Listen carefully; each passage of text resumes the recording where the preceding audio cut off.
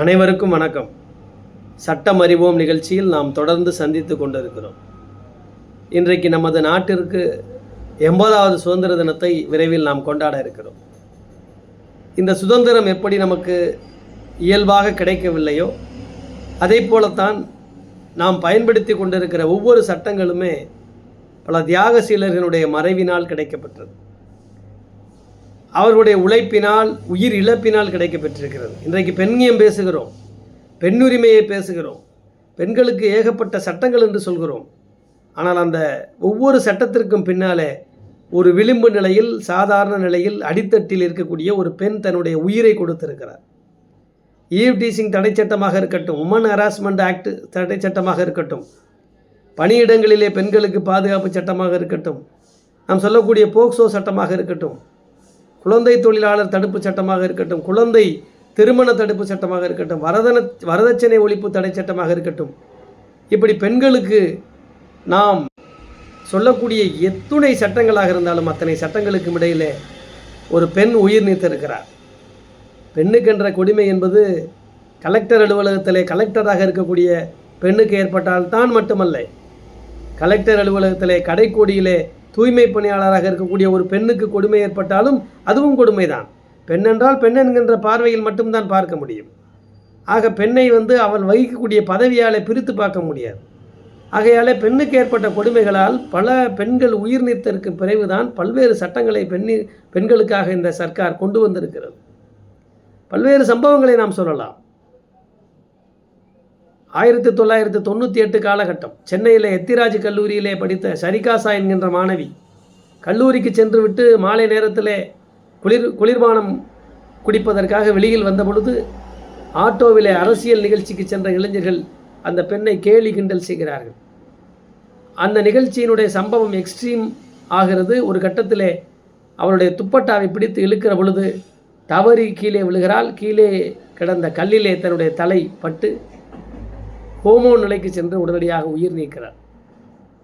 அதன் பிறகுதான் தமிழக அரசாங்கம் ஈவ் டீசிங் தடை சட்டத்தை கொண்டு வந்தது. பின்பு அது உமன் ஹராஸ்மெண்ட் ஆக்டாக மாற்றப்பட்டு இன்றைக்கு பெண்களுக்கு யாரேனும் இது போன்ற கொடுமைகளை செய்தால் 3 ஆண்டு காலம் வரையிலே தண்டனை கொடுக்கக்கூடிய வழிவகையை செய்திருக்கிறது. போக்சோ சட்டம் 2012 அந்த சம்பவம் எல்லாராலும் மறக்க முடியாது. நிர்பயா கேஸ். ஓடும் பஸ்ஸில் டெல்லியில் தலைநகரில் ஆண் நண்பருடன் சென்ற அந்த ஜோதி சிங் அப்படிங்கிற ஒரிஜினல் பேர் கொண்ட அந்த பெண் குழந்தை MBBS மாணவி 6 பேரால் கொடுமை செய்யப்படுகிறார். அதில் ஒரு மைனர், டிரைவர், கண்டக்டர், இன்னும் 2 பேர், ஒரு மைனர். 2 பேர் சிறைச்சாலையில் இறந்து போகிறாங்க. 2 பேருக்கு தூக்கு தண்டனை நம்ம கொடுத்தோம். அதில் மைனராக இருக்கிற ஒரு பையனாலையும் இந்த கொடுமையான அஃபென்ஸை செய்ய முடியும். அப்படிங்கிறதுனால தான் போக்சோ சட்டத்தை மத்திய சர்க்கார் கொண்டு வந்தது. இன்றைக்கு போக்சோ சட்டத்தினுடைய வீரியம் பல நேரங்களில் பாதிக்கப்பட்ட பெண்களுக்கு பாதுகாப்பாக இருந்தாலும் சில நேரங்களில் அது பொய் வழக்காகவும் பதிவு செய்யப்படுவதை நீதிமன்ற தீர்ப்புகளில் நம்ம பார்க்கணும்.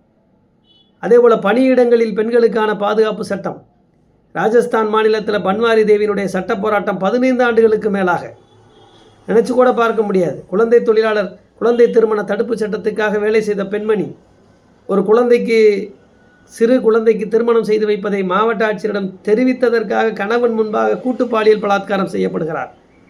செஷன்ஸ் கோர்ட்டுக்கு கேஸ் போகுது. செஷன்ஸ் கோர்ட்டில் எதிரிகள் விடுதலை செய்யப்படுகிறார்கள். அதன் பிறகு ஹைகோர்ட், அதன் பிறகு சுப்ரீம் கோர்ட், விசாகா கமிட்டி அந்த அம்மாவுக்கு சப்போர்ட் பண்ணுறாங்க. அதனுடைய கைட்லைன்ஸில் மாண்புமிகு உச்சநீதிமன்றம் கொடுத்த கைட்லைன்ஸ் தான் இன்றைக்கு பணியிடங்களில் 10 பேருக்கு மேலே வேலை செய்தாலே அது பணியிடம் என்று சொல்லி அந்த பணியிடங்களிலே பெண்களுக்கு இது போன்ற கொடுமைகள் ஏற்பட்டால் முதலில் குழு விசாரிக்கணும், அப்புறம் சஸ்பெண்ட் பண்ணணும், அப்புறம் தேவைப்பட்டால் காவல் நிலையத்துக்கு அனுப்பி புகாராக பதிவு செய்து சட்ட நடவடிக்கை எடுத்து 3 ஆண்டுகள் வரையிலே சிறை தண்டனை கொடுக்கக்கூடிய வழிவகைகளை அந்த சட்டம் கொண்டு வந்திருக்கிறது.